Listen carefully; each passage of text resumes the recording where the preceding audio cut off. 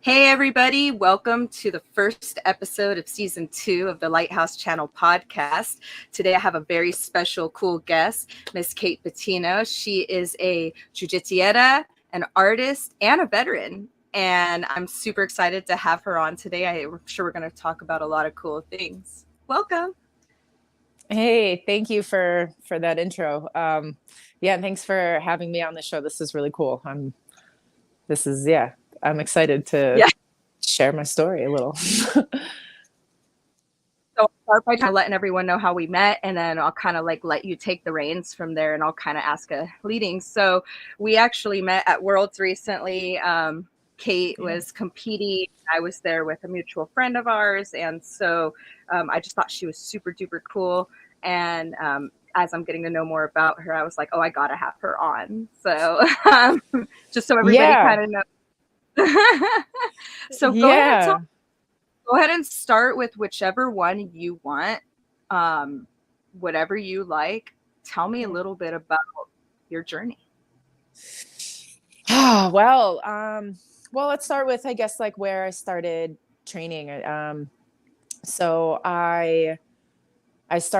got into jiu-jitsu actually after my military career, and I was in Boston. I was going to school at Mass College of Art, and I was studying glass and design at the time. And but alongside while I was doing that, I had a dog, a lab, and I was doing some obedience training with her. And so I was taking her to these dog training classes a couple of nights a week. And my trainer happened to also train jiu-jitsu. And so, a couple times I'd help him clean up the studio, and then at the end of class, and then we'd stay, and he'd like show me some stuff, and I started getting really into it. And he was just like, okay, I know where I can take you. I know who to introduce you to for you to start training. And he had introduced me to Keith Florian, the Florian brothers. They had a gym in Boston, and so Francis, my friend dog trainer, was training under them for a little while. And I walked through the doors, and then that was it. I was training there. I trained there for probably about 3 years until I left Boston and I came to California.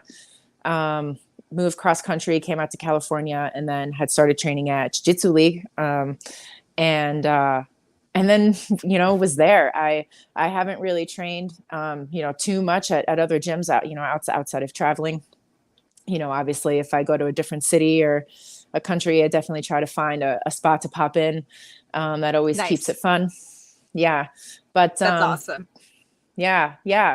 And and then I recently left California, and now I'm in Colorado Springs, and now I'm training Sweet. at Warrior Fitness Center, and I'm also training wrestling at Joe Betterman's Ooh. Wrestling Ooh, Elite nice. gym. Nice. Yeah. Got So that wrestling in there.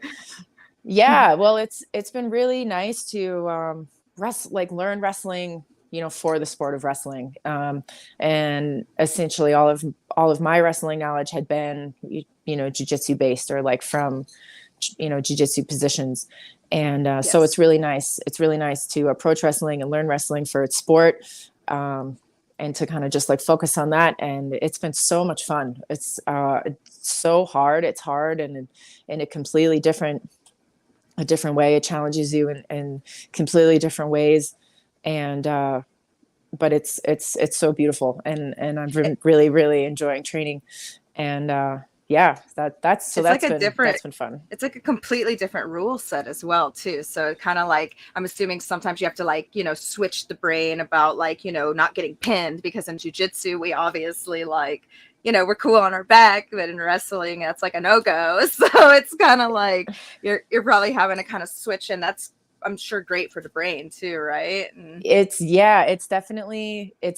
so interesting. Yeah, it's exactly that you say that. Yeah, your different positions in wrestling, they mean different things. And so it's cool. It's cool to be in some of these positions, but then also be aware, if I were in this position in a jiu-jitsu match, like, okay, where am I positionally, and how, if I yes, do end up yes, here in a match, where, could I go? And, maybe you could, you could wrestle in that position. And it's just cool. It's cool to be able to build the awareness and like the different avenues. And, but yeah, naturally, And naturally, sometimes I go for takedowns and then I immediately just go for the back and then I yeah. apologize. I'm like, oh, I'm sorry. Yeah. It's like, but I just want to sit you down real quick. You're like, I'm sorry. I'm used to this. I'm trying to switch up the habit a little bit. Yeah. I get that. Yeah. And it's cool because it throws them off too. You know, it puts their positions too into like a perspective, which is Yes. cool to have, is like to have that give and take. Yeah, just to kind of see it. And then I know this is a strange question, but I noticed you look pretty fit.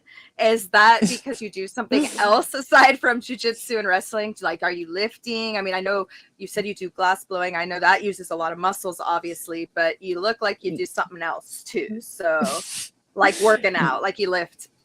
Yes. Okay. I definitely, I do strength and conditioning. And yeah, I do that a few times a week, alongside. And then yes, also the glass blowing is also very physically demanding. And it can be very, very taxing on the body. But you know, in order to be able to withstand all of that, you know, that's why I do the strength training. And that's why I also do the strength training for the jiu-jitsu and for wrestling, is to be able to like stay strong and be able to do these sports in my 60s. And when we were at Worlds, we saw people in like Masters 6. It's crazy. They were wrestling, like they were shooting on singles, they were like going for it, and it was so cool to see.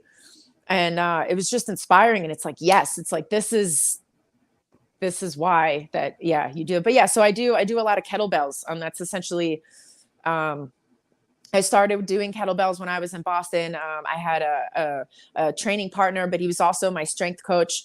And I would take his classes all the time. And I learned a lot. I really learned a lot from him. And then, you know, when I moved, we had separated, but it just allowed me to be able to continue doing his workouts. And so he would write them up for me in like Excel programs. And, nice. You know, and it was just cool. It was a great way for us to stay connected. And I really enjoyed it. And I really enjoyed kettlebells just because they're so portable. You know, you don't need equipment, and you know, a 16 kilogram kettlebell will put a whooping on you. It will. And it uses a lot of stabilizer muscles too, which obviously we use in jiu-jitsu a ton, right? Like, oh my God. Yeah, exactly. Yeah. It's all of those. All those static holds. Together. Yes, it all ties together. Being able to hold weight in uncomfortable, awkward positions. You know, when you're blowing glass and you have a lot of glass on the end of the iron, you know, you kind of have to load this on your hip, but you have to still also be able to rotate and balance and flip this piece, but you have to be able to do it in a way that you're centered. It could be, you could injure yourself. You could. So I do have a question then. So did you do glass blowing before jiu-jitsu? And if so, do you believe that made your grips like at an advantage in the gi? I actually started learning them like at the same time, which is really cool. I really do believe that they are one and the same. I have referenced glass blowing as a martial art before, describing it to people, and I truly do believe that it is. And so to be able to learn and do them alongside each other has been really cool. But yes, it has benefited in my grip strength. My forearms are very defined, very strong forearm, very, very strong. And it feels good. It feels good to, you know that if I have a 2-on-1 on somebody, that I have this, like, I know how strong, you know, are. And it is, some days, but you know, but you gotta tend to them, right? Because they take so much abuse. And I definitely have Cheeto fingers now. You know, they're all, my knuckles are all inflamed and they all crack and stuff. But, you know, so you have to, it's good. It's good to work them, you know, I try to also do a lot of yoga, a lot of stretching, just to try to negate some of these injuries. But yeah, when stuff happens, you jam a finger, or you jam a toe. It sounds silly, but it's It it is, hurts so bad. yeah. And how many years have you been training? Oh, March will be 9 years. Yeah, Nice. yeah, yeah, So yeah. I do you ever notice, do you have to wear tape on your fingers at all, or are you good with just out it? No, I don't. To be honest, I don't understand the concept of tape. I So I'm not trying to bash it. People who do tape their yeah. fingers, but for me, it's I just if I'm going to do something, I want to understand why I'm doing it, and I can't understand why. It just doesn't make sense. I feel like if I gripping, I would want to be able to have all mobility within my fingers, especially, I mean, and if something is like stiff, I understand maybe like splinting and taping, Yeah, like a buddy like, tape or you know, um, yeah, like I understand you, that. But like, you know what? I think I kind of figured out why. So like, and this sounds crazy, but because you have strong forearms, right? And I do biomechanic like stuff, and I've noticed that people who use forearms for grip don't have tape on their fingers, because the people generally who have tape on their fingers are using the tendons to grip. Like they're like, you know what I mean? So then when the grips tear, it's like they're used to feeling it in this area as opposed to like, you get yeah, where I'm coming from. And so I've actually noticed a direct correlation in that. And so that's why wow, it was kind of interesting. That's why I wanted to ask you that. I was like thinking, bet she doesn't wear tape because she's got like strong forearms. And that means that because you're not used to feeling the pain in the area where they feel it, because they're using a different muscle grouping for grips. huh, wow, that's so fascinating. That's so fascinating. Like anatomically, it makes so much sense, right? It makes so much sense because if you have, one area of your body that is underdeveloped, and you are trying to do such a strong motion as like, pulling, your body will compensate, Yep. to do Yep. movement. Your body's like, we're going to fucking do this movement. But Pretty much. And that we want us to work. All these other areas do too. it will find the path of least resistance. It's like its job, right? But it will Yeah. make it happen in whatever Yeah. way necessary. So Yeah. We just want to perform, you for know. real, here, so let me fix these. These So, were like, I got excited and they almost fell off. So I got like they almost flew. uh, So tell me a little more about like what kind of art you do with the glass blowing. mm, yeah. So I guess I would consider myself to be a sculpture artist, glass artist, which incorporates blown components, but also solid sculpted pieces. But I definitely, so right now, which is very, very new for me, I've been enjoying the things that I make out of glass are direct correlations to uh, images in my paintings. So I'm a surrealist artist, illustrator. I I blend I blend natural landscapes and the human body essentially, and human Okay. form, ocean, and I blend these two together because I do feel that it's just uh, it's just a way to illustrate connection and wholeness and oneness, and so I play a lot with this blending, and I make some of it incredibly strange, incredibly exaggerated, and some of it is very soft and subtle, and I think it's cool because I think it just kind of illustrates the different phases of where I'm at as I compose these paintings, and but going back to the glass, so yeah, I like to make sculpture. Behind me, I don't know if you could see, maybe I could tilt up, but I got a couple glass pieces on top of my Oh, I can see. cabinet. Yes, Yeah, but that's I so do. cool. Yeah, and in glass, I love to sculpt the human form. I love to essentially use the human body and anatomy as inspiration. I have another old project up there where I was playing with this ball socket idea, just within like our hips and our shoulders. These are such complex joints, and Yeah.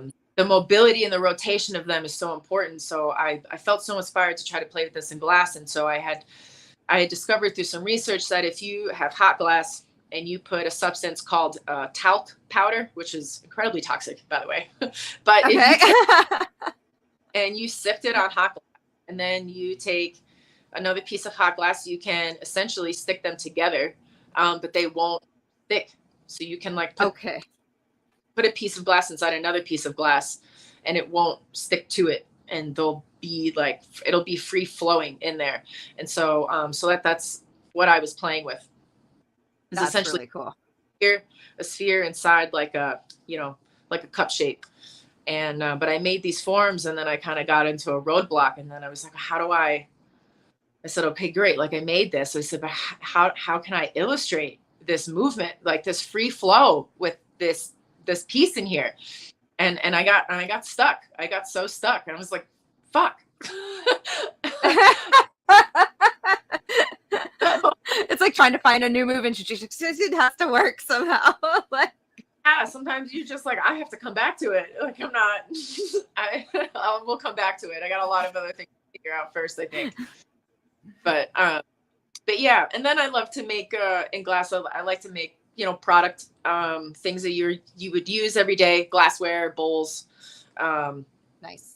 Yeah, those things are really fun to make. As the longer that you blow glass, you can typically make these items like pretty quick.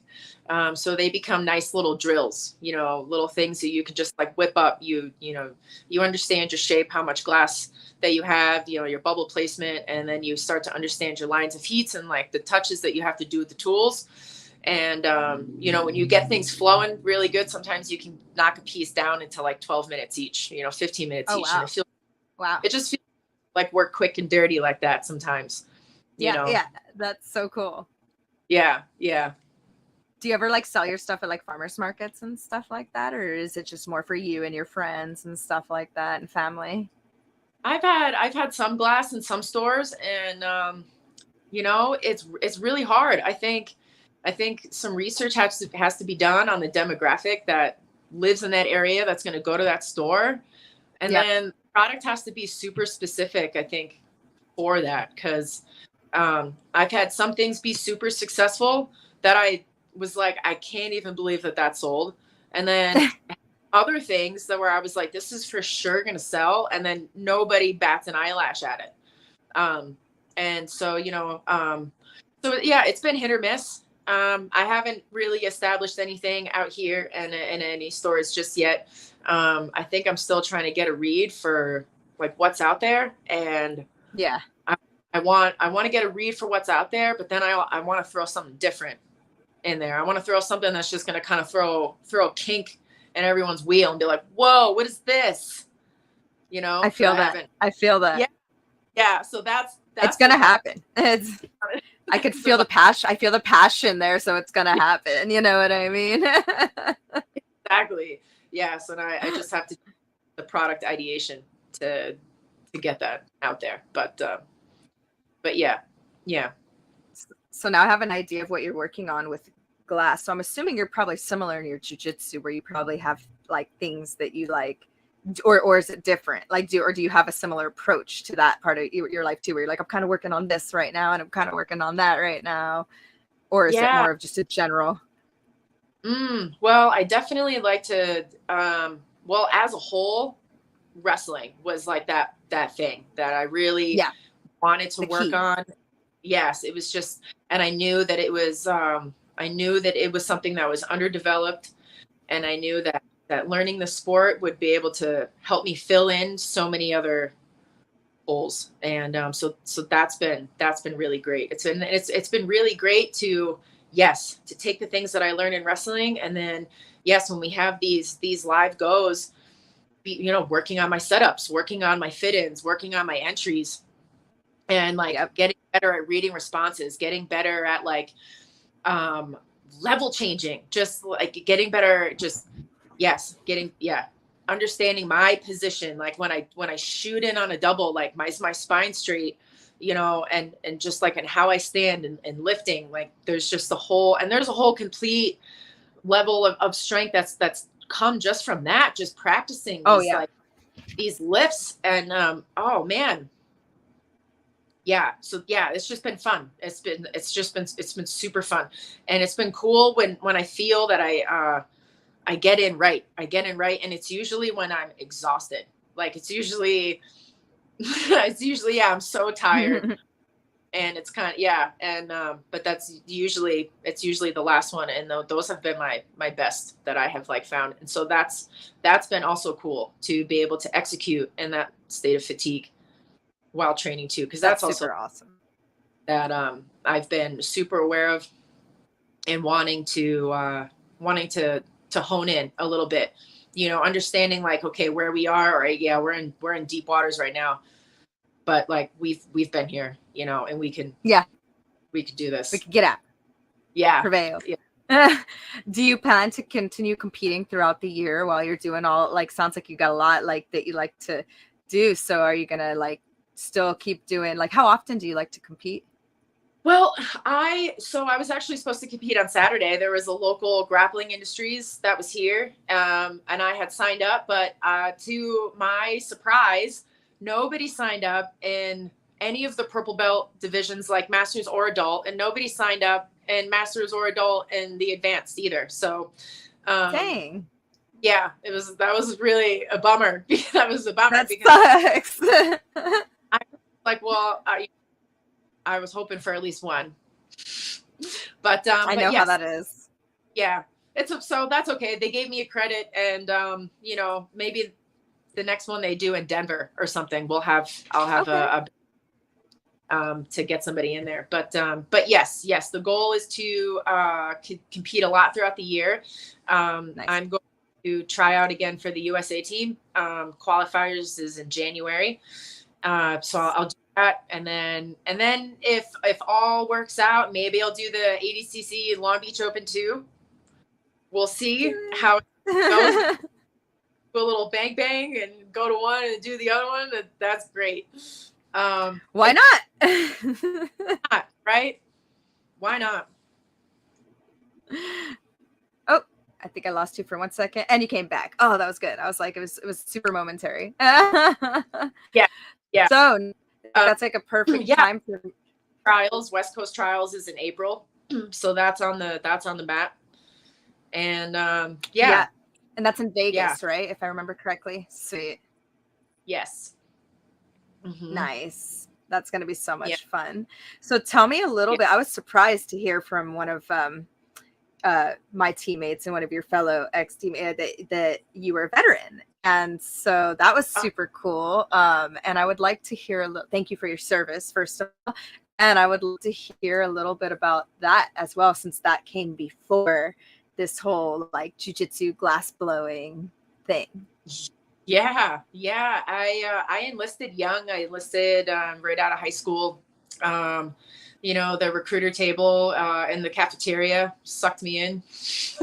Walked over, and I was 18 at the time, and there was a lot of other influence behind that impulsive decision at the time. But yeah, I signed up. I graduated high school, and then like 2 weeks later, I left for basic. I went to Fort Leonard Wood, and I was there until I think like right before Thanksgiving, or I think maybe our camp ended like right around Thanksgiving. And then first I went back to Pennsylvania, and then I got stationed in Alabama. I was at the 217th MP company down there in Prattville, and we deployed in June of 2009.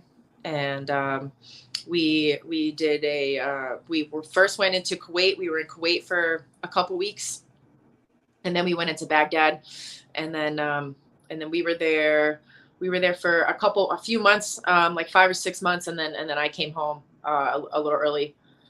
They sent some of us home a little early, but yeah, and then I finished out my service stateside, natural disasters and things like that, and just other training. And then nice. Yeah, so I only did one deployment, but Hey, Yeah. hey, no, that's much more than most people, anyone else does. So I mean, that's really cool. And would you feel like, obviously there's a camaraderie in the military, right? Because you're kind of like Mhm. trusting one another with your lives, out there. And do you feel like maybe that's what attracted you to the art of jujitsu? Because there is kind of, even though not in the same way, but I've heard that that's why a lot of like veterans are attracted to jiu-jitsu as well, is because there's like that camaraderie that, Yeah. and you don't have to talk, it's just there, you know what I mean, I'm just curious about your thoughts on that. I mean, yeah, I would agree. I would agree with that. Yeah, I have one friend that I was the lead gunner and he was the rear gunner. And yeah, we went through some experiences together, and yeah, those things have kept us really close. And I'm really really fortunate that we've been able to stay in touch over the years. So that's been super special. And yeah, a connection like that is really rare to find outside of experiences that put you in really difficult places. And yeah, Yes. jujitsu is one of them. Yeah, yeah, absolutely.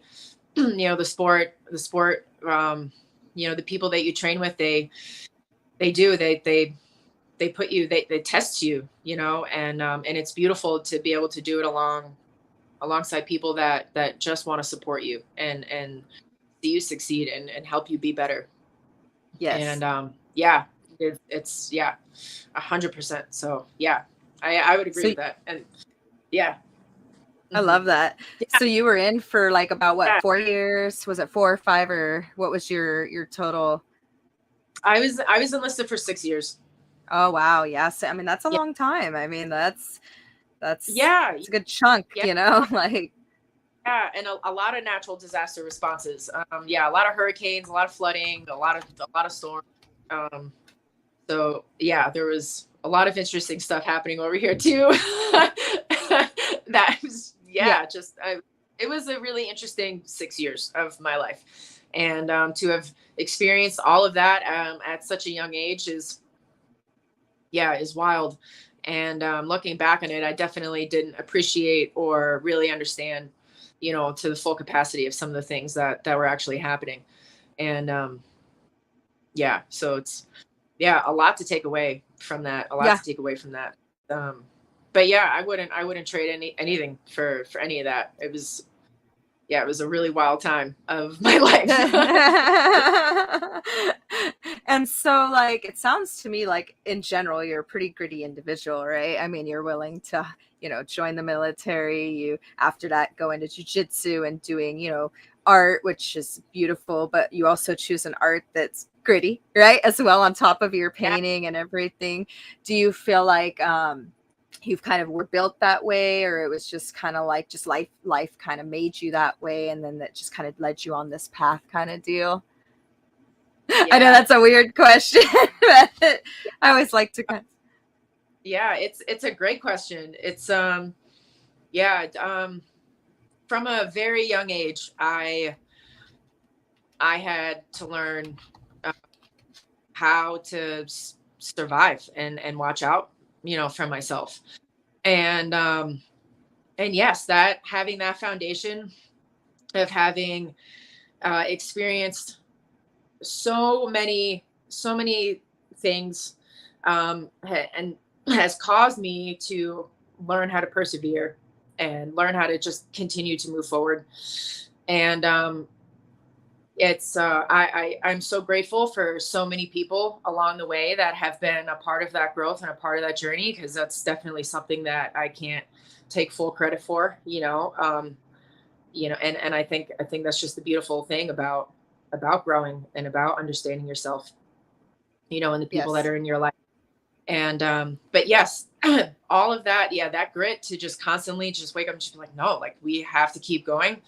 Definitely, if every single day. And it's I think it's yeah, it's my fuel. It's just like why I'm fiery. I just wake up and I'm just Go. like ready to go, and I just start doing. I try Yeah. I try to just, touch of everything that I want to do every day, and I'm constantly my mind runs a million miles a minute. and I'm constantly have things going on, wanting to learn, more things. And it's great. It's great. I wouldn't have it any other way. And as the older I get, I'm able to like reflect back and look at all of these experiences and how I grew up with a completely different perspective, and just able to see it through a different lens. And that's just been really eye opening. And and I'm so much more grateful. I'm just so grateful.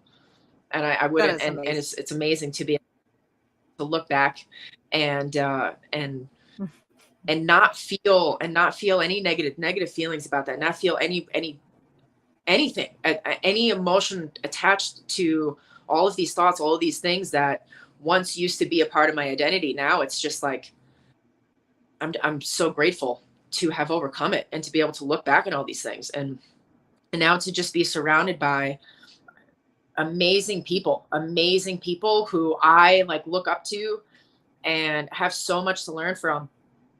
It's so inspiring. It's yeah. Well, you're inspiring. It sounds like, you've done a lot in your life, and you're a very multi-talented person. And I'm so glad that I like got to meet you. And I'm definitely gonna like have to come up there and train. I'm so bummed we haven't. I just missed you right before so I'm gonna have to definitely make a trip up there, because I just love it. It's very inspiring to meet people like, who have faced adversity in their life and just find a way to keep always coming out on top. And just even like, for example, I know you had a kind of what I would call a technically frustrating match at Worlds. And the fact that you were like, I'm still going to just compete next weekend. Like that takes a certain type of like, I would consider like dedication, determination, grit that you don't see a lot. And so I very much appreciate and respect, getting to know that about you. And so do like Thank our you. viewer from we had one from South Africa actually, saying respect, awesome worldview, saying, hey, so you're inspiring people all around the world. That's very nice. That's very nice. Yeah. Yeah. The match at Worlds. Looking back and watching that match. Positionally, I haven't been in 50-50. That hasn't really been the focus of much of my training at all, and or just in that position. But also, looking back at it, she was and my coaches were trying to coach me through the thing, and they were trying to tell me things, but I wasn't necessarily understanding until after the match we went over it, and you're like, oh, of course. But but she was really, really good at consistently off balancing me. So it was difficult to try to reach back and attack the legs, or at least try to open. And when I would do that, she found opportunities to really bump me and sweep me. And so she was able to come up on top twice. And also looking back, it would have been really nice if I had stayed connected in the one guard transition, and I tried to wrestle up a little bit, because then if she went to sit back down, I could have potentially gotten 2 points there. So I also feel like there's really a lot to just learn about the structure of the game and of the point system, and how to play.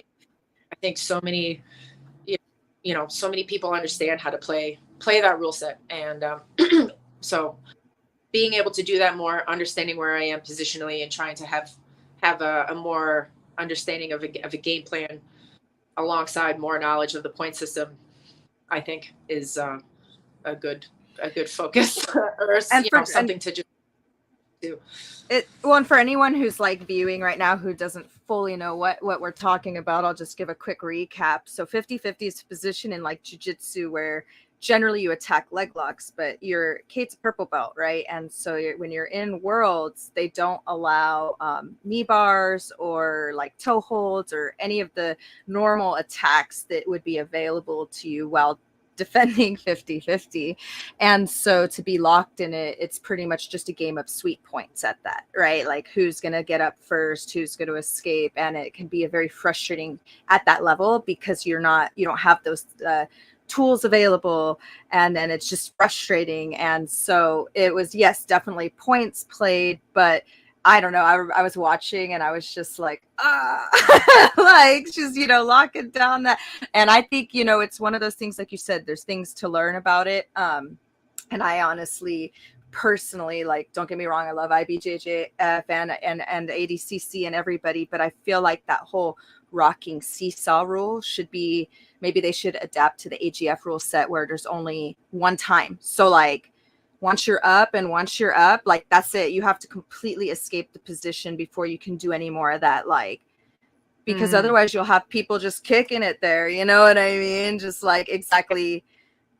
So I personally just would like to see maybe some modification in that rule set at a purple belt level, right? Maybe where there's a limit on how many times you could rock, since the normal leg locks aren't available in 50-50. Since they don't, I mean, that's just my opinion on it. That's just, but who am I? Interesting to see that happen maybe. But yeah, also it's just, it just made it more aware of me, like, okay, we have to go back to this. We got to go back and be familiar here. So that's kind of what I was hoping to get out of Saturday was just like another opportunity to try to find some of these positions and like work on these things. And I don't know, maybe even like try to force the 50-50, like, go ahead, put me 50-50. Right. And then play around with it for a little bit, right? Maybe like silly, but I probably wouldn't do that live, but you know what I mean. It was, totally. Hey, no, it's good. It's good. That's how it's how you live and you learn. And I love that you're like that. You have that mindset to just keep like, oh no, I'm going to work on this. Like, yeah, I love that. So, yeah. And then, so I see Snoop. Is that Snoop back there? Is that Snoop back there? So yeah, apparently our viewer noticed Snoop as well. Guest appearance in the background. Yeah. Yeah. I love that. Man, Now whenever she's so funny. She's so funny. We got a bunch of squirrels out here, so our apartment's like pretty up high on a hill. And so and we were just like we see like the treetops, and so all down below is just like brush and trees, and she runs down there, and all of the neighborhood squirrels come and they all like tease her, and they like they like come down to the ground, and then they like chirp at her, and then she turns around and goes and gets them, and they like jump into the tree. Other one comes down, chirps at her, and she's just like she's just with the neighborhood. She's like going nuts, trying to like oh man, they're probably getting a kick out of it too. Squirrels. Oh yes. Yeah, it's been she's gonna get one. Watch, she's gonna get one, and then they're gonna regret it. She's gotten so close. Telling you. She got so close one time. This one squirrel literally saw like the oh shit face like on this squirrel's face because she got so close, and then he did a quick angle change. And she kept running. She didn't even see the angle change, but his eyes. He's like, like, I didn't think she was gonna be. He went back to his buddies. He was like, "She's getting better, guys. We gotta watch out." Like, oh man, I swear they put each other up to it. I swear. Oh, they must. Yeah, they must. Yeah, they constantly. She runs down there, and then she gets all frustrated. She's I love that. I love that. Yeah. Well, man. So, I mean, it sounds to me like you and I will probably obviously be running into each other a lot throughout the year, while at competitions, while I'm, either me just being there to hang out and support, and as me coming up to train and everything too. And maybe when I come up there, I could do like a cool live or something, and we could just like, look, and have some fun. So yeah, you're welcome anytime. Sweet. And obviously when you come down, I'll catch you while you're down here, and you're welcome at my spot anytime too. So it'll be good times, super fun. Nice. Nice. Thank you. Yeah, that would be awesome. So I'm going to Yeah. ask you one final question. If you, for anybody listening right now who maybe has been thinking to train, but they're like kind of nervous, because, you know, for a lot of people, just getting in there is like really scary because they don't know anybody, and you're like, you know, people are choking each other and sweating on each other, and they may be scared to kind of try because maybe they don't have the same life experiences, right? What would you say to somebody like that? Well, I would say to somebody who wants to start training but is afraid because of, you know, all of those qualities. Um, you know, I would say just, you know, you gotta jump in and do it, because it's the only way that you're gonna find out. You know, if you try it and you know you do most places have a free week trial, and just, you know, show up and try it, because otherwise the answer is always going to be no. And Yep. it may really change your life, and I don't mean that in like a cliche, but jujitsu is going to challenge you. It's going to bring out things in you that you didn't know. You know, mushrooms are do the same thing, if you need a comparison, right? Yeah. It's gonna pull stuff out. It's a beautiful way to grow. It's a beautiful way Yeah. to grow as a person. It's a beautiful sport, and you're gonna meet really awesome people along the way. Yes. So, and you know, if somebody says, well, you know, I don't want to get hurt, you know, I don't want to get injured, you know, it's just I don't know what to say about that. I wish I could say, oh no, that's never going to happen, because, you know, really any sport that you play, you know, you run the risk of, you know, something going wrong and you injuring yourself. But if, you know, take it slow, you know, you don't have to, you know, jump in full head first and be a competitor, and, you know, take it slow, listen to your body, understand the limits of what you can and can't do. And, you know, when you understand something that is difficult for you to do, and then it's like, cool, here's an area for you to work on. And if flexibility and mobility is one of those things, that's a great thing to work on. And, you know, Oh yeah. yeah, yeah. And I would even argue that I mean, let's be real, like when you're not active, you could literally hurt yourself like bending over, like I mean, I've seen people literally like throw out their back, like reaching down, or like fopping with a heel on, or like I mean, I'm Right. just saying, like Yeah. anytime you do anything, you're at risk of getting hurt, right? So I mean, I guess you just kind of have to choose if you want to put yourself under that pressure, and I think it's great. So, but that's just my Yeah. I mean, yeah. Yes. If you don't use your body, then yes, you will lose it. It's inevitable. Yes, you will blow your back out picking up a golf ball if you don't use your body. Yeah. And,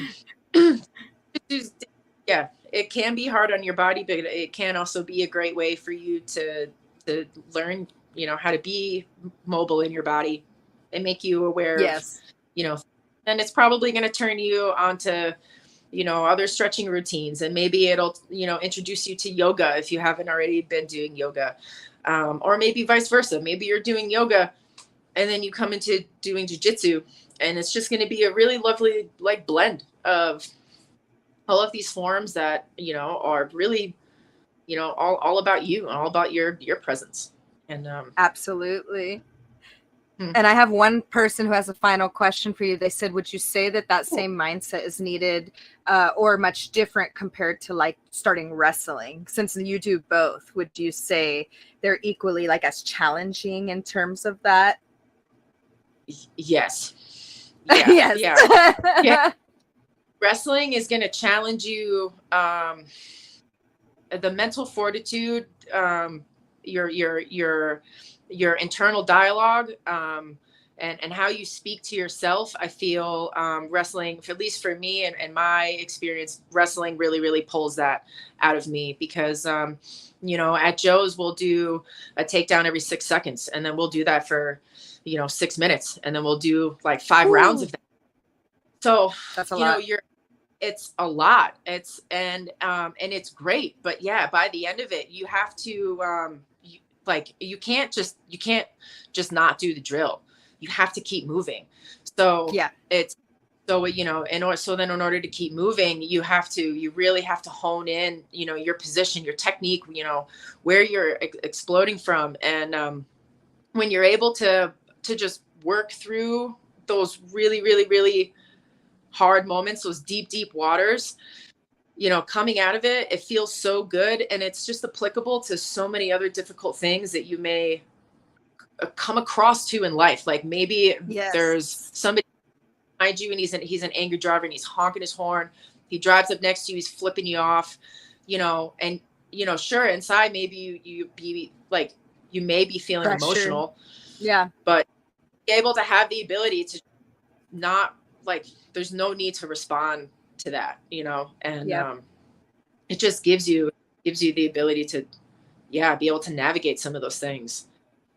I hope that I answers would your definitely question. I say feel it. like No, absolutely. No, it that was, definitely does. And I would definitely say it builds mental fortitude. So it's worth it to try, because if that's the goal, like if you want to enter, then you will get that. You will, if you want to like enter one. I would say judo, wrestling, and jujitsu, objectively, insurance wise, are like the highest injury rate sports, you know, because there's a lot of joint manipulation and just like, you know, falling and just stuff like, even more so than striking, surprisingly. And so I think yeah, that's why it does, you have to understand going into any of these arts that, yeah, you're going to build mental fortitude and you're going to be tested, but then you can, like you said, translate that into life. The bills are piling up, the guy's honking, you're stressed. Normally people freak out, but you could be like, it's okay. It's all good. did hard things already. It's like you flicking me off is not doing shit to the fact that I just had to do, you know, yeah, I don't know how many takedowns it ends up being, but you know, let's say it's like over 50. And it's just, yeah, it puts things in perspective. The little things don't matter. Like you made you completed a personal feat. You worked through this thing and it was really, really hard. And yeah, and it feels good to be able to, you know, leave a practice. And sometimes, you know, sometimes the practices are so hard. Sometimes I go in and I'm like, I feel great. I feel flowy. I feel like I can like fit into things like really nice. I feel like my position's great, you know. And then like some days I come in and I feel like Bambi, like my knees are shaking, my posture's horrible, you know. And it's just you know, and you're just like, fuck, okay, like we feel like this right now, and it's like, but like, we have to keep training, you know. And we have to just like be here like right now. We'll think about all this later. We'll think about, you know, why are Yes. my knees shaking later, about it later. We Yep. just have to keep training right now, you know. Task at And when hand. you keep doing that, sometimes you're able to pull yourself out of. Oh, no. She left us for just a second. Hopefully it comes back. It might be my stream. Let's see.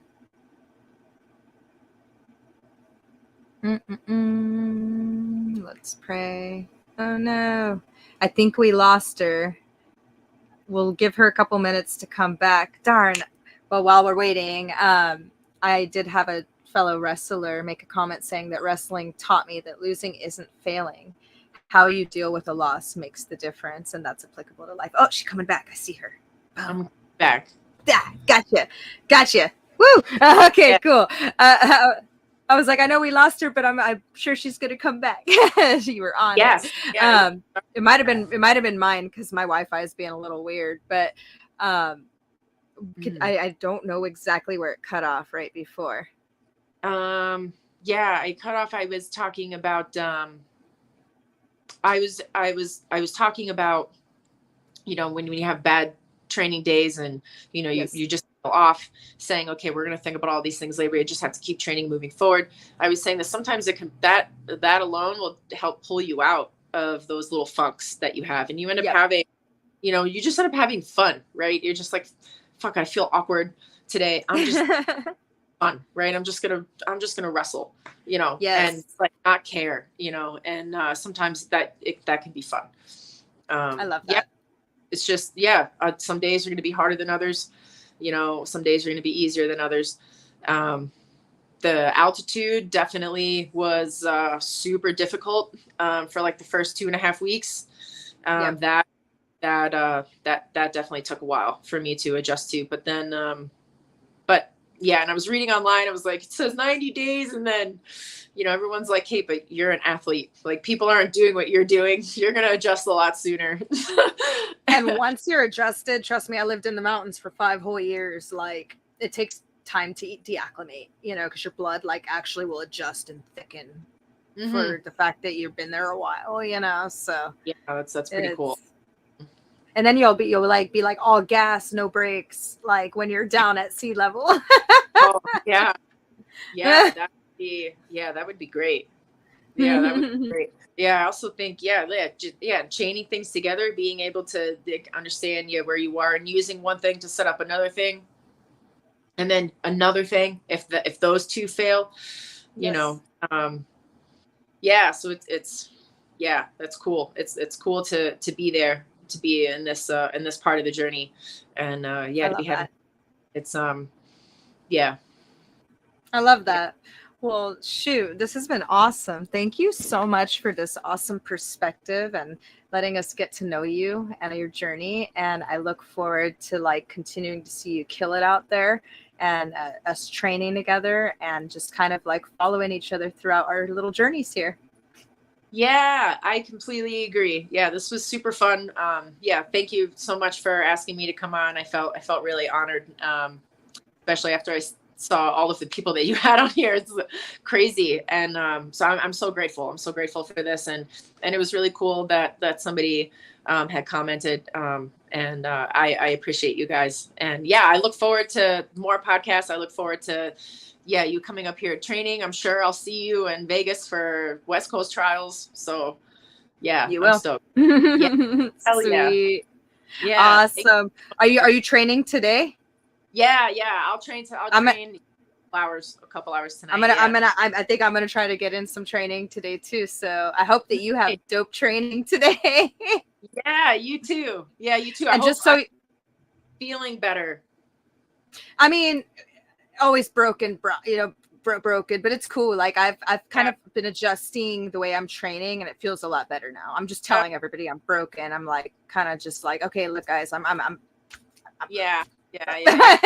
and that helps a ton, obviously. So the people who are down to keep it chill have been, giving me really great rounds. So I'm really happy. So. That's awesome. Yeah. That's great. Yeah, I'm glad to hear that. And just so you know, I'm going to be uploading this audio on Apple Podcasts and Spotify. I'll send you the link. This will be stored on YouTube and all kinds of stuff. So that way you can share. Cool. Okay. Sweet. That's cool. I'll put it on my website. I'll put a link on my website. I love that. What's your website? My website is www.k and then the number 8 Kate Buttino BUTTINO.com. And is that like where all your art and everything is? Or is it just like a lot of different things? We're breaking up. One? Oh no. Well, if anybody heard, please go check out her website. Am I back yet? It's probably me. Oh, there we go. I said, if anybody heard, please go check out her website. I bet it's super dope. So. Oh, Jess, I can't hear you.